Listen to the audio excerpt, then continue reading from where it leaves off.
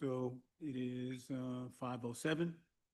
I'd like to call the July 10th meeting of the City of Charleston Human Affairs and Racial Conciliation Commission to order.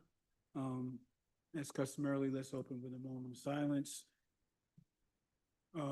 focusing on the work that we are charged with and shaking off the dust and the mire that might get in the way of us doing our work to uplift the city of Charleston for its people.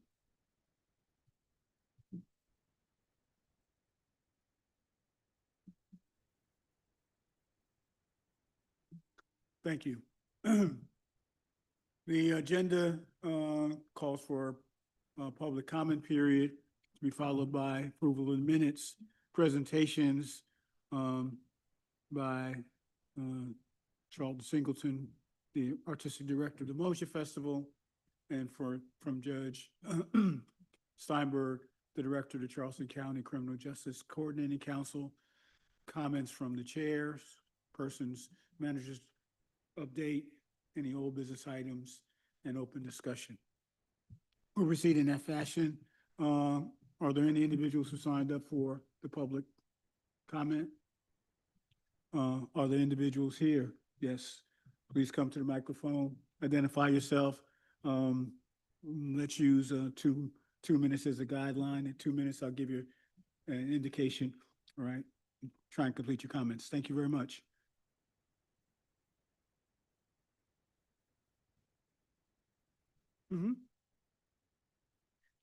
Hi, I'm Madison Lee, representing the Preservation Society of Charleston. We are here to make you aware of an emerging issue downtown that is related to this committee's ongoing work in the Charleston community involving a student housing project proposed for a former city-owned public burial ground on Cumming Street. You may have seen recent reports in the Post and Courier that the College of Charleston is in the early stages of a project to redevelop the site at 106 Cumming Street. The college recently received BAR approval to demolish the YWCA building.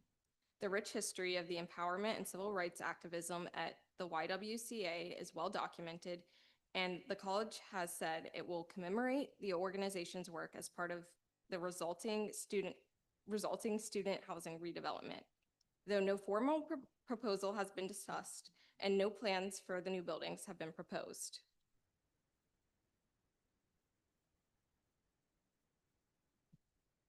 I am Deborah Holt from the Anson Street African American Burial Grounds Project.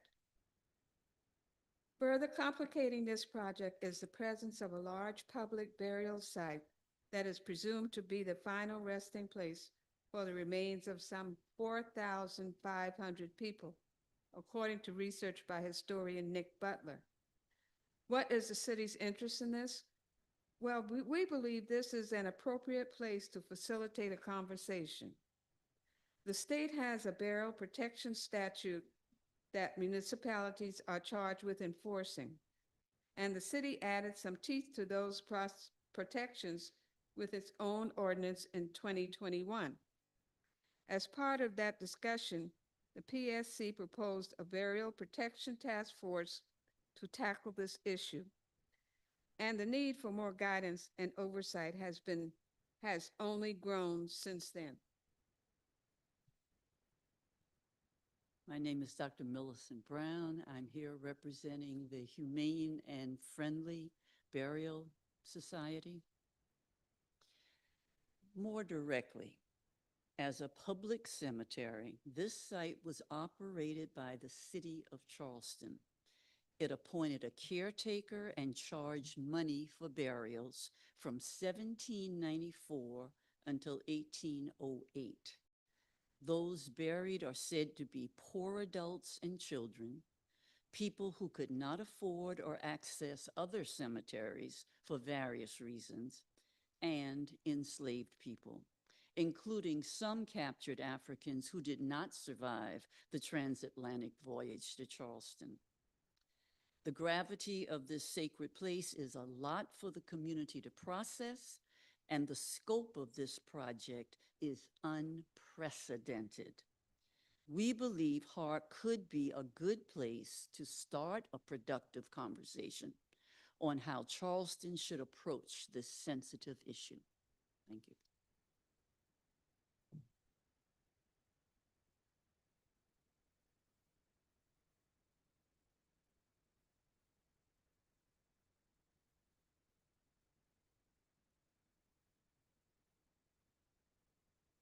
No, can I ask a question of the group?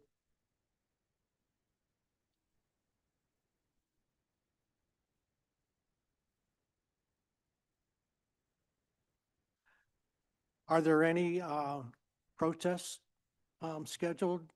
Who could we write to, either as individuals or a commission, to support your actions?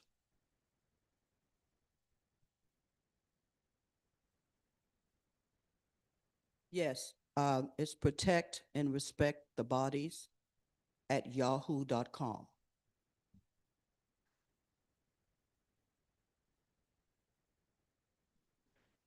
Protect and respect the bodies at yahoo.com. And that is a collective citizens group.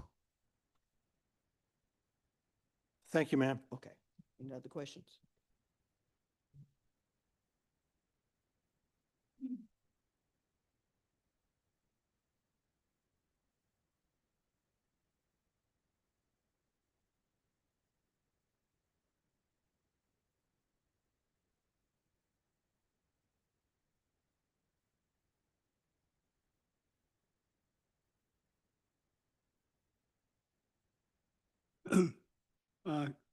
The email, it has a timeline for the project, which begin construction in 2028. Also, there's two public meetings scheduled, one for August 4th and the second for September 22nd. I'll make certain that that information gets into the minutes, all right, so that we can circulate that more generally. September 22nd.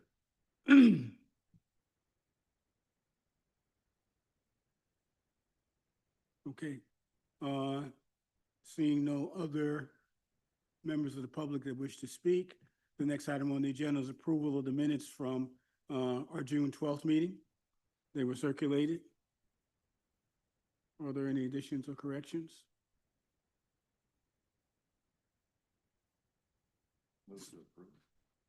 The motion to approve to just a quick summary. During the public comment section, a number of comments regarding the First Amendment demonstration ordinance. One comment regarding the juvenile curfew ordinance. Later in the meeting, the commission voted to communicate to the city council recommendation that they review the First Amendment ordinance. That presentation was made at the meeting, at the next city council meeting by Commissioner Cleveland. In addition, the commission voted to communicate to the city council a recommendation, an advisory that the council consider amending the ordinance on the curfew prior to adoption. That letter was forwarded to the city council by, on our behalf, by Commissioner Carol Jackson. I will attach those, provide the clerk with a copy of those so that can be part of the minutes as well. Okay, there's a motion to approve.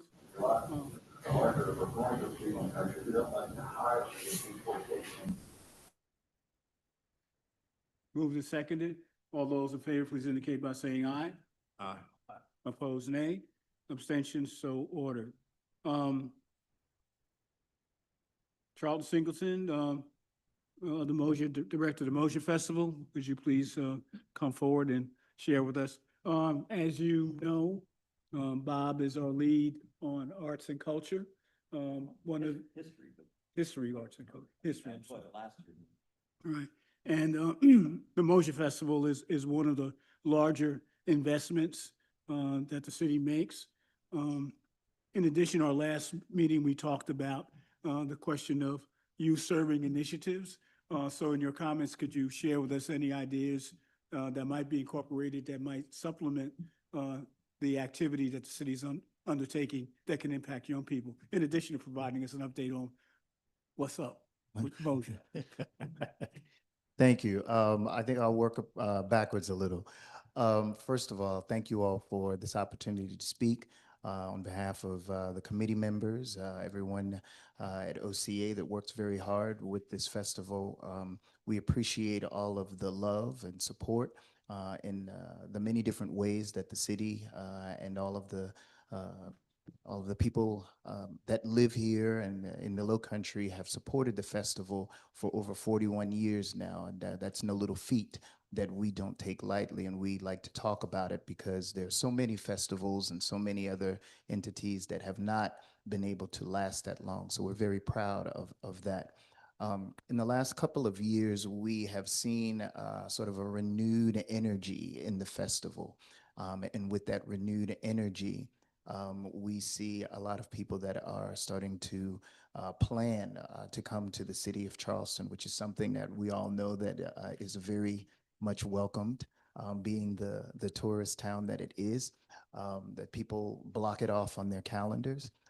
We are seeing more artists internationally, not just local, regional, and national, but international artists that are getting in touch with us a year in advance in order to see if they can present here in Charleston at this glorious festival. With the festival, this particular year, we have an amazing lineup of things that's beginning to start to be rolled out on a lot of the social media platforms and things that have been set up and redeveloped, if you will. One of the things that is extremely important to us is our education initiatives and how we try to go out to schools, whether it's the fourth grade readout program that has become or has been always a mainstay with the festival, especially with teachers. Not just the kids that are getting these books and these exciting things to read about, but teachers look forward to that because they can add it into their curriculum, and it's so very important for them to be able to have that, for these students. At the same time, we feel that there are still some areas in the Low Country that we are not able to reach, and we could always use the support of the city and everyone here in the city that wants to be involved with that program or any other educational initiatives that we have, to please come forward. We could use all the help that we can get with that, and that's about it on that side of it. Questions, commissioners? Questions or comments? Yeah. I don't know a finer gentleman, musician, man than Charlton Singleton. He's our music director at our church. So hardworking, and we've been to Mojo, my wife and I, before, and if you haven't been there, please come and tell all your friends and neighbors as well. Thanks, Charlton. We got a presentation a year or two ago, and the topic was getting to be a 501c3. And at the time, that was a goal. And I was wondering if any progress has been made, because I know sometimes it can be a challenge. That's a great question. We have been talking about that. From my understanding, that we have some documents on paper leading up to that whole process being a reality. I have scheduled some meetings with some other folks in the nonprofit world to assist in putting everything in place and making sure that we have solid footing before we really start to step out on that. But that actually is definitely in the works. Jerry and I have had a few conversations about it, along with just some other people that are really into the nonprofit sector locally and around the state. So yes, that is very much in motion. And we have a lot of people excited about that too. Yes.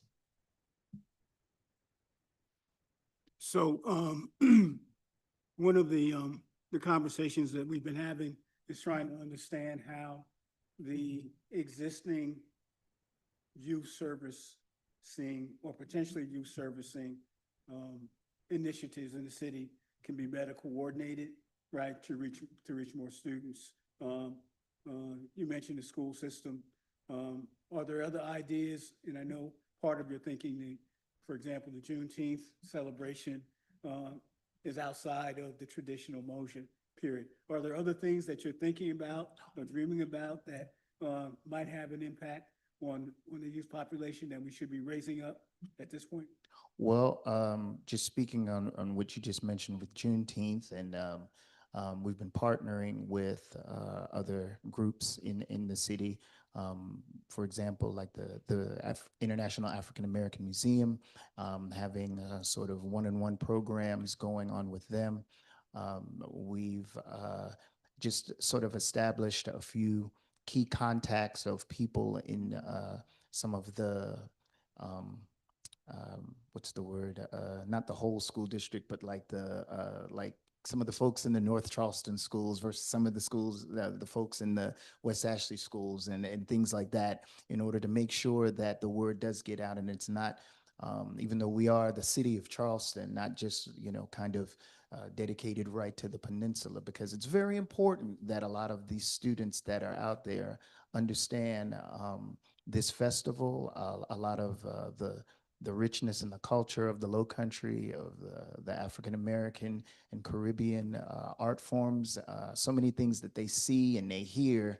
A lot of times they think that those are, rooted in other places, and it's good to remind them and educate them about how a lot of those things have roots right here in their backyard.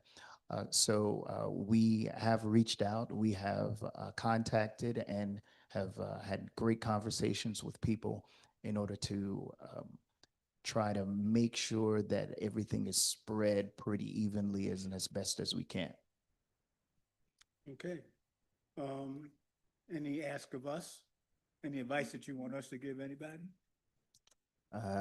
Keep showing up. Tell a friend, tell some family. Every bit of support is always welcomed. And just make sure that you keep us in, forward motion. Right. Thank you. Forward ever, backwards never. Jack McCrae. Thank you so much. Okay, next up. The judicial system.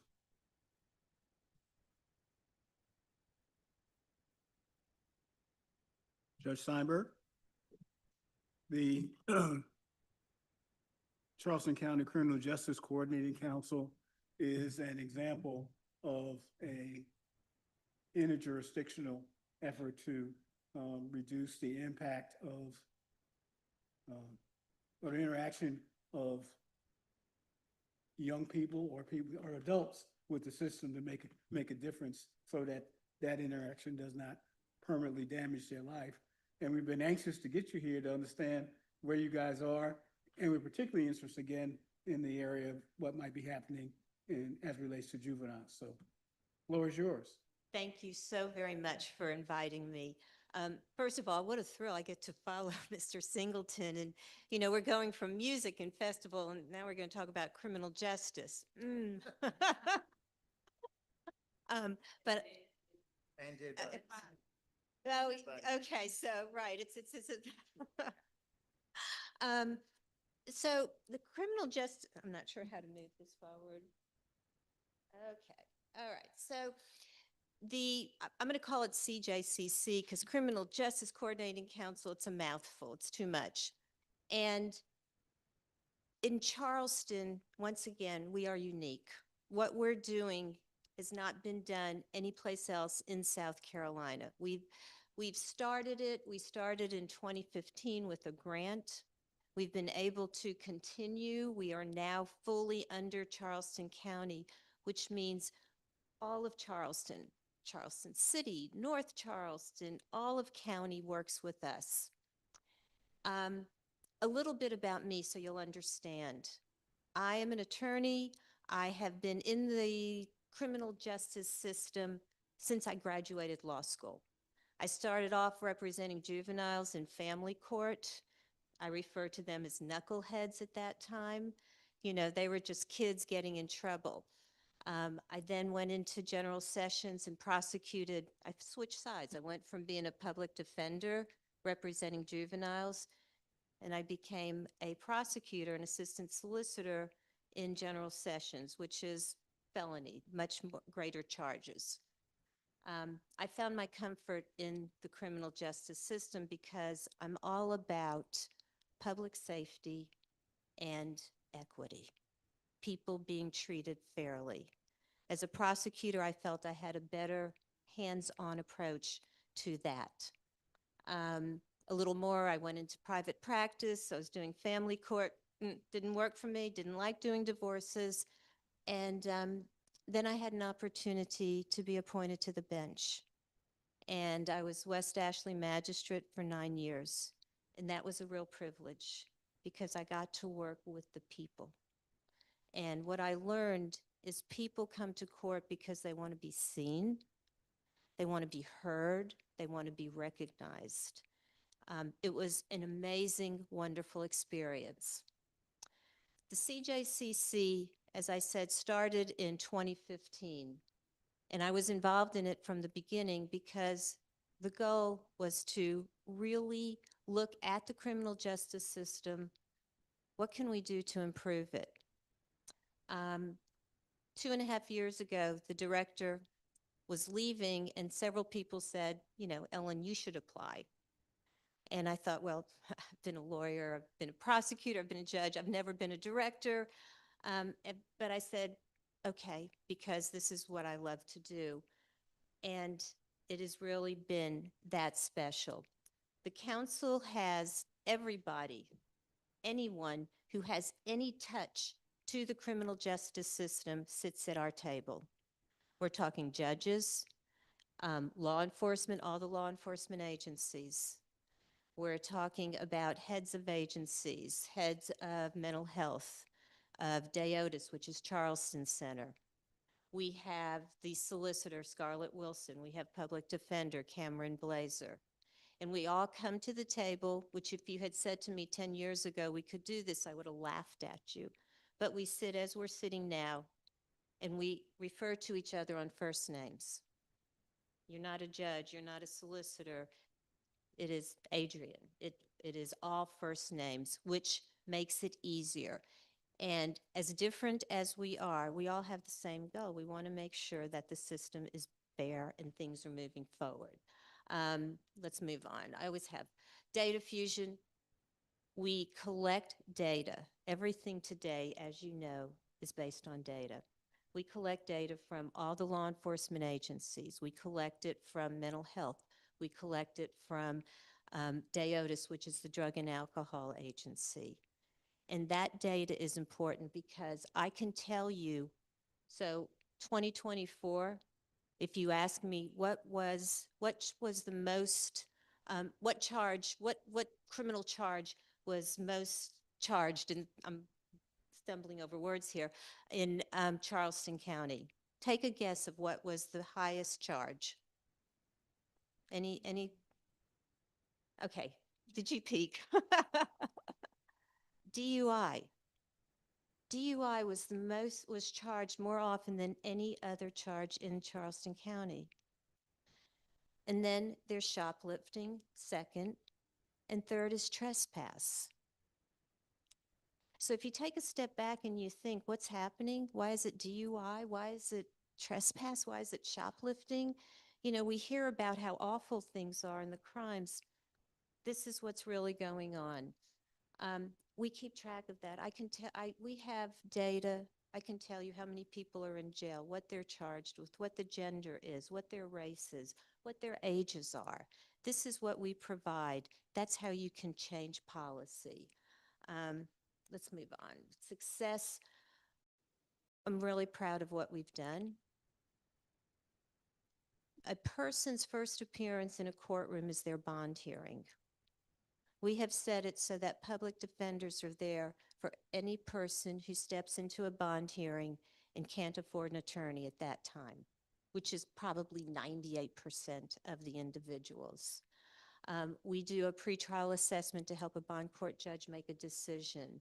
We're collaborating across the county for people who are, we call justice involved, helping them find housing, helping them find the support they need. We have research, reviewing of gun charges. We know last year, last March 7th, the legislature passed a law for open carry. What does that mean? How is that affecting us? How is that affecting us in Charleston County? We'll let you know at the end of this year. We're studying it.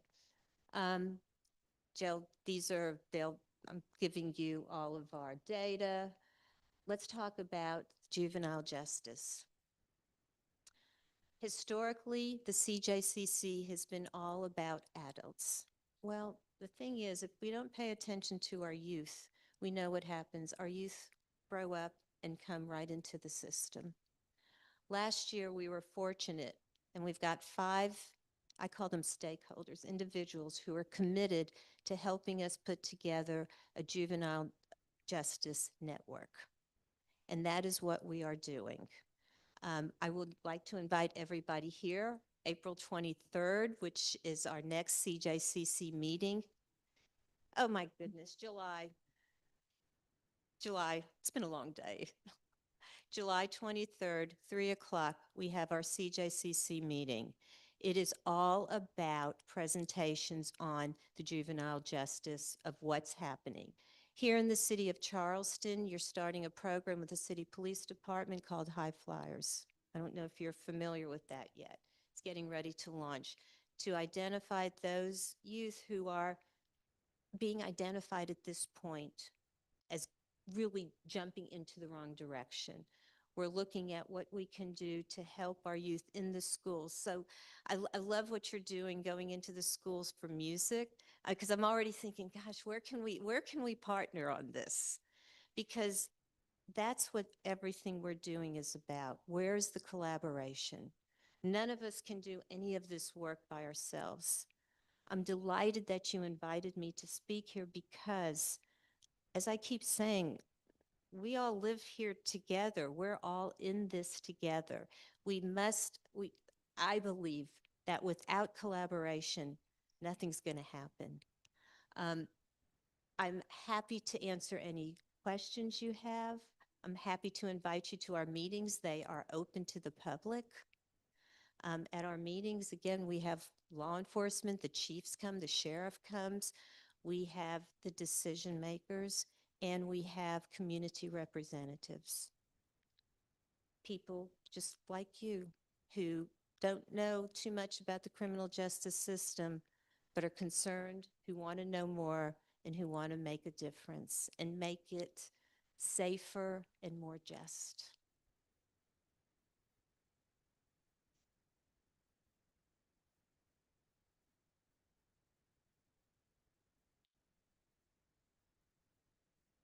The July 23rd meeting is at the, It's at the Lonnie Hamilton Building in North Charleston. again, the building, I'm sorry. It's Lonnie Public Service Building. Thank you. Correct. Thanks for your time this evening and coming over here and, just speaking with us. I'm a firm believer in we're all products of our environment.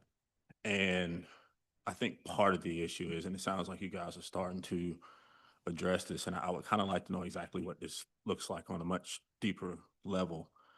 I've always thought that we should more so focus on the environment. I'm not saying that we shouldn't worry about the product, right? Because if we continue to focus on the product, then the environment will continue to produce the same product. So what does a partnership with the CJCC and communities, school systems, local businesses look like to be able to create opportunity to change the environment that's creating the product? Thank you. Thank you for asking that question. What it looks like is what you just said. We recognize that there's so much we can do, but there's also the environment. We're talking about home insecurity, talking about food insecurity. We're talking about being able to find a job that you can support yourself. All of that leads into and connects with what we're doing within the council. We're not putting programs together. What we're doing is we're bringing all these agencies and people together so that we want to talk about homelessness. We have, let me go back. So we are working with Just Home Project. That's a collaboration with Charleston County Community Development Revitalization, 180 Place, and actually right now, Humanities Foundation. People who have prior involvement in the justice system, where are they going to live? They fill out an application for rent. Someone does a, criminal history. They have an eviction. They have conviction. This is what it's about.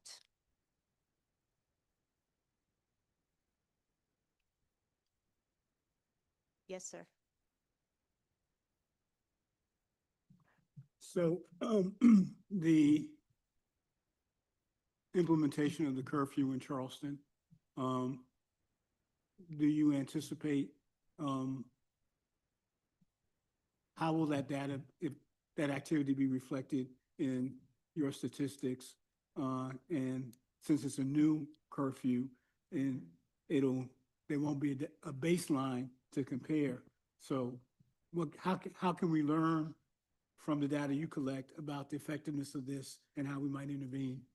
So just last week, I was at the East Side Development Corporation at their neighborhood meeting, and that was a big topic of conversation, as you can imagine. We are going to need to rely on the City of Charleston, the police department, to collect that data. When we're talking about juveniles, that data is like, it's restricted, such as with HIPAA. In the criminal system, in the justice system, anyone who's 17 and under, we cannot retrieve that information. We are going to reach out. I haven't been able to connect yet. City of Charleston, City Police Department, they do great data collection. They really do. And we want to see how we can collaborate with them. What's the baseline? Where do we start? What happens with the curfew? And what does this mean? We're all, I have to tell you, we're all looking at it. Okay. When do you anticipate bringing online the package of the juvenile network? So I'm always incredibly optimistic and believe that we're going to have this all put together, wrapped up in a bow by the end of this year. We've got amazing people involved in it. And, when we're talking about the youth,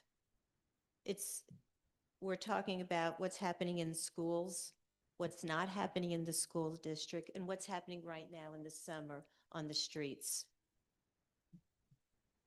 So it's a lot of different people. The solicitor's office, they have a special team that only prosecute the juveniles. Public defender's office has a special team that only represents the juveniles. DSS, DYS, Department of Youth Services, everyone's paying attention and wants to do something. So it's something that you have to grow a little piece at a time. So if someone who is not in this room now would like to track and monitor or become involved with that juvenile network, how would they do that? Contact me. Absolutely. If anyone has, after this, if you have questions, if you want to get involved, if you want to know more about it, please do not hesitate to contact me. Adrian, you have all my information. She was once one of our community representatives. So, yes, sir. One last question. Are there any non-criminal justice professionals a part of the Coordination Oh, Council? yes. Okay. Oh, yes. Oh, yes. Okay. Oh, yes. A lot of mental health professionals, because as most of us recognize, our jails have now become the holding center for mentally ill. We have people from drug and alcohol. We have people, that comes under the umbrella of behavioral health. Mhm. We have people who are working with the homelessness. We have people working with food insecurities across the board. And for our community representatives, we have representatives from the Hispanic community, we have faith community, we have graduate studies community. We really try to make it so there's representation from all arenas. There was also individuals from lived experience. At lived experience, So, victims of crime. Yeah, so those who have been incarcerated, there was a place for them at the table as well. Yeah. Well, thank you, Judge. Thank I'm sorry about, Tom? Yes, sir. I've been to the East Side Neighborhood Association monthly meeting some time ago, presenting what we do here at Human Affairs and Racial Conciliation Commission. And, I'm just curious, some of us, well, most of us, with the curfew, we don't think there's enough to do for youth in the summer. And one of the things we found out is the pool right there is closed on Sundays, for instance. And, I don't know if anything came up at the meeting that you could share about, you said it was crowded, and I'm sure parents are upset. I would be. But can you share any suggestions maybe that they had? So I was not the only one who was at the ECDC.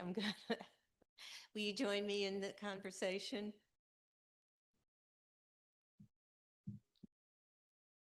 Yeah, I think it's been a recurring theme. I've been going to the ECDC meetings for a while now, and, it gets brought up a lot that, they're looking for more programs for children, because, kids need to stay busy and active to keep them out of trouble.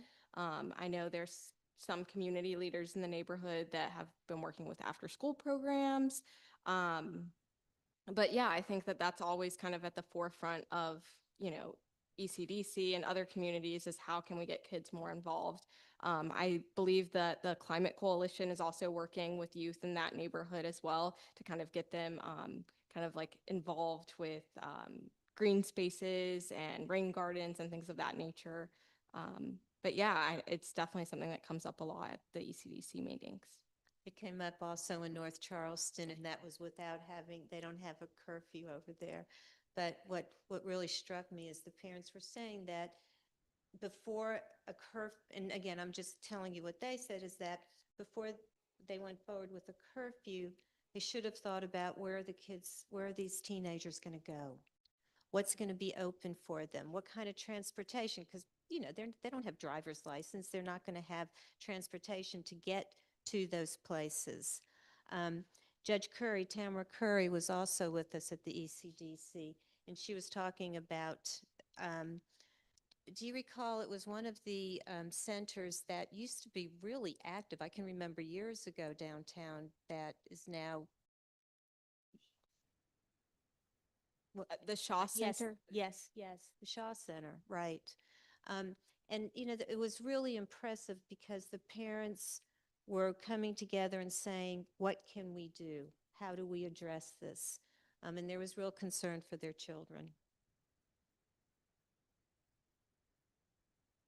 So we had a conversation, co-chair, Bowden, suggested that we pull together some of the Charleston city departments to talk about what they were doing.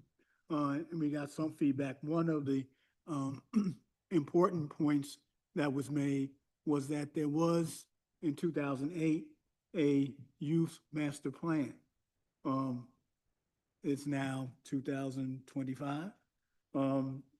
Not sure that anybody's dusted that off and looked at it in the context. So one of the things that we asked Mindy Strom, the director of the Family and Youth Services Unit, was to provide that. So we want to circulate that to the members of the commission. I would also suggest perhaps that your group take a look at that.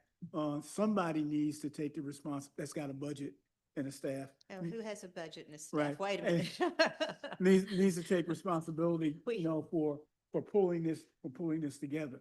But I don't mean to interrupt you. Yes, it's important. And, this is the people who I'm working with right now, in the middle of the day are giving up time for us to have these conversations.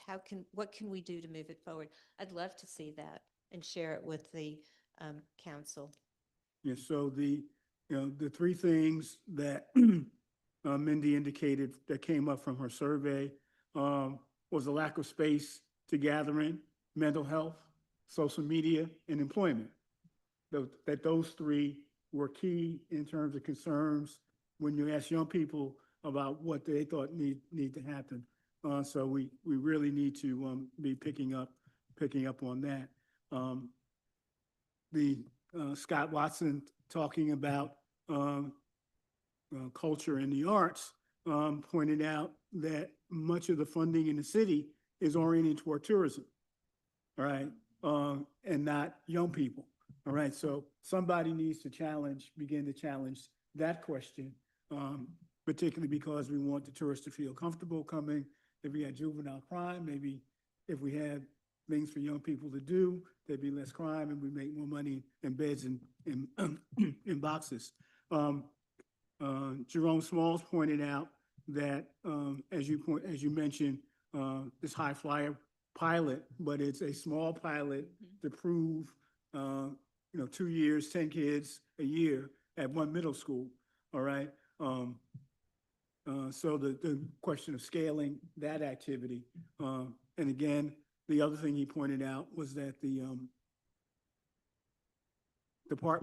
police department, the Charleston Police Department has completed a youth violence assessment, a report that they are currently reviewing internally, and at some point in the near future, that might become available again. I'm urging all of the parties, and again, we're just stimulating conversation. These are things that could and need to be addressed, and hopefully, since you have a table of people, right, who are Yes, sir. willing to take on these conversations, that some of this stuff will come up. Jerome Smalls is on the youth council with us. Exactly. So it's, yes, Yeah. I can't make promises. I don't have funding. What I do have, though, as I said, are those individuals who are committed to making a difference, who are working, and that's how we have to do it, I think. Yeah. So one last comment, in terms of funding, it appears that there are a couple of entities in the county or in the area who are friendly with the police department or are concerned about the community generally. One of them is the Coastal Community Foundation, right? And the other is the Lens Foundation. Last year, I believe the Lens Foundation supported an additional mounted patrol in the city. Perhaps in conversations with them and maybe Coastal Community Foundation and other organizations, we may be able to get the resources to support the network and the work that you're doing. Thank you. I appreciate that. Good advice. Okay. Thank you very much. Thank you. So I have, Stephen hasn't joined us yet. All right, so, in my conversation with him, in our last meeting, we raised the question of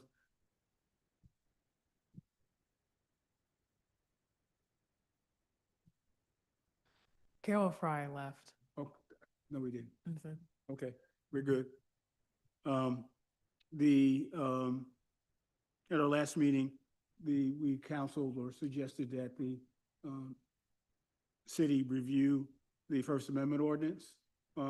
Stephen, in our last conversation indicated that, the legal counsel, corporation counsel is in the process of reviewing that. And I guess at some point, there'll be a, report out of that activity. Similarly, we're anticipating the discussion at City Council at the Community Development Committee meeting in September about extension or renewal of the HARC ordinance. So those are two things that he's been tracking. I shared with you the information about our meeting around youth activity. I did send it in an email to the members. I'd ask you to take a look at that. And with that, I'll turn it over to the manager for her update. Thank you, Jerry. I sent all of this, well, what I sent today was what I'm about to go over briefly, but when you get to your residence, you'll be able to take a deeper dive into it. Just wanted to make sure you all know that effective Monday, I will be moving my office into the new location, which is 108 Meeting Street. So it's like one hop over. My contact information is still the same. And I also sent out an email stating that Logan has resigned from his role as the Chief Policy Officer. So that position is vacant. As of right now, Josh Martin is the interim. He is a special advisor to the mayor. I will let you know when that office is permanently filled. Stephen, as Jerry mentioned earlier, Stephen did some research on several things that the city could initiate in order to help with an alternative for youth to have a place. It's everything from re-energizing the Charleston Midnight Recreation League. We know that that league was robust in the past, but they have taken a decline. So launching that back with the city. Evening arts and music, which it worked for the city of Seattle. And so hosting evenings with art workshops, music production, that also could be in partnership with the Office of Cultural Affairs. Then we have the Gadsden Green Youth Leadership Corps. They initiated that in the city of Richmond, which was a neighborhood safety, which identifies high-risk youth and pairing them with credible messengers to give ownership to their location. Late night safe zones, we could collaborate with churches and community centers. That has worked as a faith-based program in Baltimore and DC. And then downtown night walks, which we know that the city of Boston has a robust, when it comes to violent intervention programs. So creating a multi-agency outreach. And of course, MUSC, which is a health fair pathway, a night edition, which for those who are interested in the healthcare field. Also on that same document, it gives some supportive partners. And July is Disability Pride Month. So recognizing those with visible and those who care not to label their disabilities, appreciating them. The city of Charleston will have a ADA celebration in North Charleston at Park Circle on June 23rd. And also health disparities and environmental justice. We know that the Low Country Mental Health Conference is coming up July 30th through August 1st. All of that is documented with the links. Any questions? Is that, Mhm. you said June 23rd? June 23rd, and I will give the time for that as well. I'm sorry, July. I'm going backwards. July. Any other questions? or do you know whether the mental health conference has a focus at all on youth, given Mindy's observation about the highlighting by young people that their mental health condition is important, and notion that there could be or ought to be a summit just around, that was actually one of her primary recommendations, that some energy be put around a summit addressing young people's mental health, where they're being talked to and talked with about those issues. Do you know whether or not this annual conference, professional conference, is addressing that at all? I'm not sure if it does with the youth, but it does have a family component. Okay. But I will send the link out and the details of that summit. Okay, other questions? The manager? Okay, moving right along. Thank you. Kind of committee reports, anything from history and culture? Nothing pertinent to this group. The couple of plaques have been approved in the city's history commission. Something that occurred to me in the discussion here, does anybody know whatever happened to AmeriCorps? Is that still a oh, well, I mean, It got axed. cut in the big, beautiful bill. Because I remember AmeriCorps volunteers That helping with Big, beautiful, Spoleto big, beautiful and, bill got it. okay, no, never mind. I thought that would be a source for providing staffing for playgrounds and parks and giving kids opportunity to work, and, oh, well. So as I understand, and I guess this is probably something we need to revisit with the city staff, given the passage of the big beautiful bill, what impact is that having on funding for the city initiatives, and what adjustments that might need to be made there? That's a question that we asked before when they were just talking about executive orders, but now we might be in a situation of finding out whether or not there are initiatives that will be defunded as a consequence of that. Step up and replace it. Mhm. So do you know whether the History Commission is following developments around, I guess, the Historic Society? This is all new. What we heard today is new to me, but I'm going to be pursuing that, because that's kind of a big deal. So I'm going to Okay. share that All right, information. well, thank you. I wanted to make sure that the History Commission is engaged, or to the extent that you're our liaison to that group. It hasn't come up. It hadn't come up yet. I'd be surprised if at least some members didn't know about it, but I'll be making sure that they do. So. And just real quick, Jerry, you gave us the dates for those public meetings, but I don't recall a location. It'd be at the Math Science Building on the College of Charleston campus. It's Calhoun and Cummings. It's right there on the corner, right up the street from 106, the EOY building. It's from 6 to 7:30.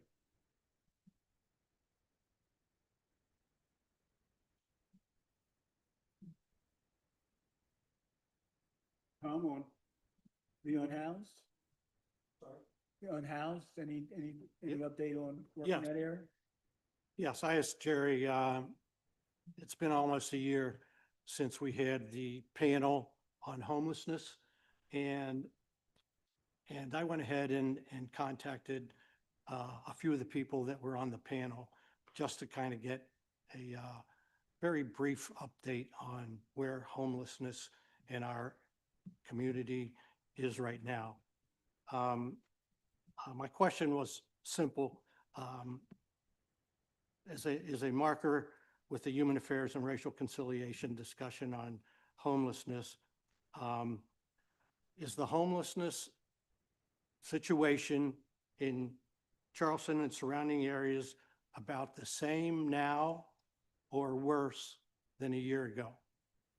And all of the leaders I spoke with, 5 of the leaders said to a person, the homeless situation in Charleston is worse now. These are some of the comments. There are more elderly homeless. The rental market prices are increasing exponentially.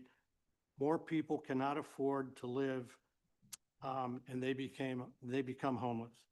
Families are losing a place to live and become homeless. A homeless veteran called for help. This is important. Everybody realizes this. Unknown cuts in HUD and other programs for the poor will have an effect on homelessness. Homeless in Charleston people stay and sleep where there's low foot traffic, in garages, abandoned buildings, and wooded areas. And I spoke with Brandon Lilienthal, the homeless coordinator in North Charleston, Latasha Flood Jenkins at the Hope Center, Anita Gore, the Charleston homeless coordinator, Jeffrey Fleming, Together South Carolina, and Nathan Greer, 180 Place. So, you know, I said to Jerry, maybe it's time that, you know, we go another round with some of the important leaders that are dealing with homelessness in Charleston. So your suggestion is that we put on one of our upcoming agendas, bringing those leaders back in to talk about what's going on now and what might be done? Yes, sir. Okay. That'll be reflected in the notes. Alvin, you have anything for us? No, Mr. Chair, not at this moment, I do not. My apologies. Right. Okay. So I want to note one of the other history matters that's been unresolved is the Black Wall Street plaques, positioning of them. One of the things that was interesting also when speaking with Mindy is that the Economic Empowerment Center that's designed to come online before the end of the last quarter of 2025 is for adults, right? There's not a youth component to that. Was one that was anticipated as such. So the discussion about the interface with the school system is one thing, but then you have a lot of students, a lot of young people who are disconnected. They're not working, they're not in school, and that's another kind of area. So while we will be having an economic empowerment center that will address people who are quote unquote adults, all right, the young people who are at risk, all right, of becoming engaged with the system because they don't have employment opportunities or know how to manage in this economy, are not being interested. So again, the thematic of this meeting pretty much has been around young people. New question being raised in terms of recognizing and honoring appropriately ancestors and burial grounds, and the balance of development and honoring the historic humanity, okay, of folks, and what does that look like? I would ask, because we don't have, Stephen is very much interested. Is there any other commissioner who's particularly interested in the area of youth and youth initiatives who I can kind of cobble together? So when we have the next meetings, they can report out. Anybody? No. Okay. All right. So, all right. So Alvin, let's have Alvin, and when we have those future discussions, that would be great. Okay. We're going to be taking a look at what's happening with the unhoused. We also need to, I guess, get an update, including an update on what, how the mayor's regional proposal is moving forward.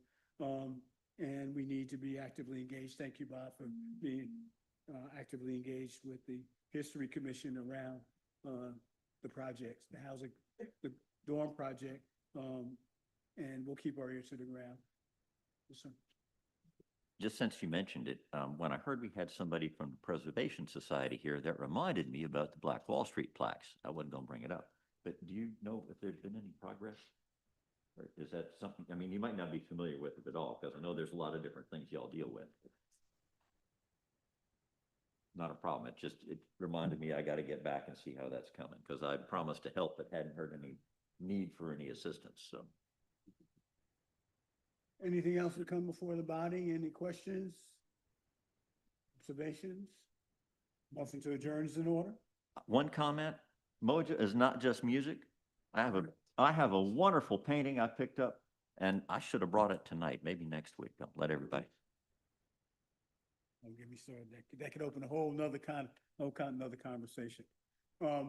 Thank you. We will be meeting in August and September.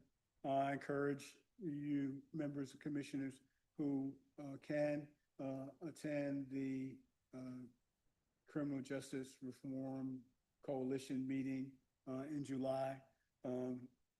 The August 4th meeting about the Cummings Commons project with College of Charleston is something else that we should be monitoring. And we'll be continuing to circulate information to you as information becomes available, and ask you individually to begin to focus on that. One of the things, observations again about the relevance of the college's project, there is a history and culture component to it, all right? There is a housing and affordable housing component to it, because it's about housing people and students, all right? And there's a youth development component to it in terms of who's being educated, what's in the facility, and will it be accessible to folks? So it's more than just as many of the issues that we talk about, there's intersections there for us to do some work on. A lot of overlap in the Venn diagram. Okay, motion to adjourn? Second. Done. We're finished. Thank you.